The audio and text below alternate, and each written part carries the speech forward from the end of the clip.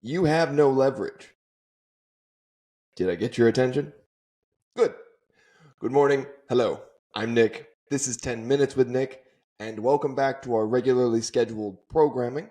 Last week, you got to enjoy the many different aspects of our interview with Megan Karankini. I enjoyed it. I hope you enjoyed it. If you did enjoy it, then you'll probably enjoy what we're about to continue doing, which is more of me talking. But we'll be back to 10-minute segments, and we'll be back to me. I opened the program here by saying, you have no leverage. Why is that, and in what context am I talking about? Well, I'm talking about a general context, but I'm also referring to a specific context. The specific context I'm referring to is the ongoing debate within the actor community about the ratification of the SAG-AFTRA TV and film contract, which has just been negotiated. It was ratified by the National Board, and it is up for a vote in the general population of the 160,000 members of SAG-AFTRA. There's a big complaint inside of it, and it's mostly focused on AI, the AI provisions. Now, the current AI provisions read something along the lines of, if you consent to your image being scanned, then your image can be used, but it can only be used with your consent, and you have to receive the value that you would have received if you had normally been in the project. Essentially, that is the protection. There's other vagaries to it, and the other big thing that's coming out of this contract is that people want to read the full contract, which has never been done in a previous SAG-AFTRA negotiation. Now, I get mad about this kind of stuff because we've got a lot of social media lawyers, not actual lawyers who happen to be on social media. No, social media armchair quarterback lawyers who are like, well, we demand to read the full contract. Have you read a full contract in your life? You don't even know what the terms and conditions are when you sign up for your iTunes.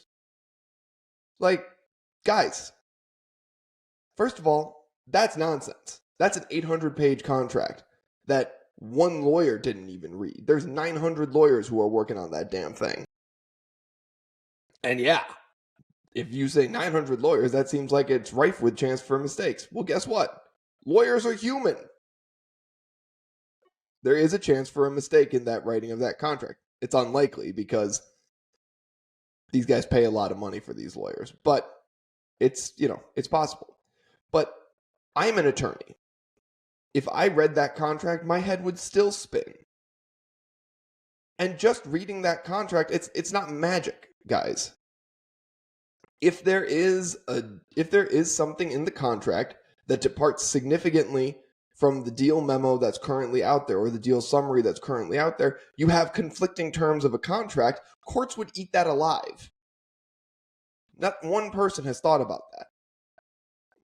There are provisions in law where if somebody says, no, you signed this contract. No, I didn't. I signed this contract. Well, now we have conflicting contracts, and both are being represented as a true representation of the deal. Courts will look at both of those. This is what happens when people are armchair. That's a very simple thing that prevents the need to read, or rather, mitigates the need to read the full 800-page contract. Now, the AI provisions, this is where it comes down to your individual contracts. And the concern everybody has is, well, we're just going to get replaced with AI. First of all, I understand that fear, but as somebody pointed out earlier, AI has been used for years in terms of adding depth to background roles and everything else. My background actors, it's tough for you out there. I get it. And I'm speaking specific. We'll get to the principal actors in a second. I'm speaking with the background actors right now. My background actors, I get it. It is tough for you out there. And you guys serve a very important role in TV and film. It's a little bit like adding robotics to an assembly line. It's going to happen. AI is going to be used and it can be used. Right now, the protections in there say that you have to hire you have to hire the same number of human actors, and you cannot use AI to meet that, or AI generated images or previously recorded images of somebody to meet that threshold. That's a big protection. But guess what? In small markets, like if you film in a place like Buffalo, New York, which is a great place to film, by the way, everybody should. But if you film in a place like Buffalo, New York, there's not enough union actors in that area to worry about the criteria. You'll probably hire 10 union background people, and then you file the paperwork that says there's not enough union background people in the area. Within 100 miles, I think, is the exact term of the contract. And then you'd end up filling the rest in with AI. Guys, you don't have leverage. You just don't have leverage, because in LA and New York City, absolutely, there's strong protections for background. In Wyoming, you go and film a movie in Wyoming, you're hiring non-union background on a union project anyway. Kansas, Oklahoma's popping these days. You just don't have leverage. Because as strong a protection as you can put into that contract, the studios can just find a way around it, and not find a way around it that's all that skeevy. Just by moving production. What, you're going to tell a company where they have to work? No, you're not going to be able to put that in a contract. They'll just move production to Oklahoma. And with that production in Oklahoma, they'll be able to do their thing. They'll get around the contract. You have no leverage. Principal actors. Now I'm on to you here in the end of the podcast. My brothers and sisters in Christ, there's 160,000 members in the union. Only 20% of the union qualifies as actually being called somebody who has a career in acting, who qualifies for the minimum in health insurance. That's making $26,000. What kind of leverage do you think you have? Somebody was like, well, they just won't hire me if I don't consent to AI terms. No, they're not going to hire you. But if AI didn't exist, and you said you're not paying me enough, they wouldn't hire you anyway. They'd go with somebody cheaper. That's in every industry.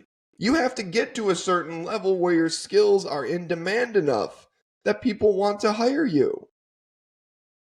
It's not just acting. We're not the only people who struggle with this. Now, acting may be one of the hardest industries in which to gain the experience needed, to gain the leverage needed to be in demand enough. But what sort of leverage did you think you woke up with today? Series regulars, they've got leverage. There's tons of tape on them. We know how good or bad they are. We know their skill levels. And more importantly, they're a known commodity. You and I'm in this group too, you and I, who spend most of our time in acting classes and maybe occasionally on set, nobody knows who the hell we are. We have no leverage. There could be the best AI protections in the world in this contract. The AI protections that you're dreaming of, the AI like there's a police force preventing AI from even touching the movie industry, which, as pretty much any VFX artist will tell you, is nonsense. It just the Gestapo keeping... I don't like that joke. Please, mea culpa. My bad for using that joke. The FBI keeping AI out of the movie industry, and the studio would still say, I'm not going to hire you. The fundamental problem of bargaining power is still there. The unions have negotiated a minimum rate, and quite frankly, most of us don't rate that minimum rate yet. We just don't. Casting directors don't know us. The studio doesn't know us. Guys, you gotta breathe. You won't get hired for a job because you won't consent to having your image scanned. That's a good thing to do, but don't act as though this contract is going to be the reason you get hired. Go to acting class, become a skilled laborer, knock on the doors, do the auditions, and then be good enough that when you say, I do not consent to have my image scanned, they say, we want you anyway. That's the only way you're going to beat any of this. And that's the only way you're going to beat AI. That's my piece. I'll do a more hopeful podcast tomorrow. You gotta breathe, and you gotta accept you have no leverage. I'm Nick. This is 10 Minutes with Nick. Have a great day.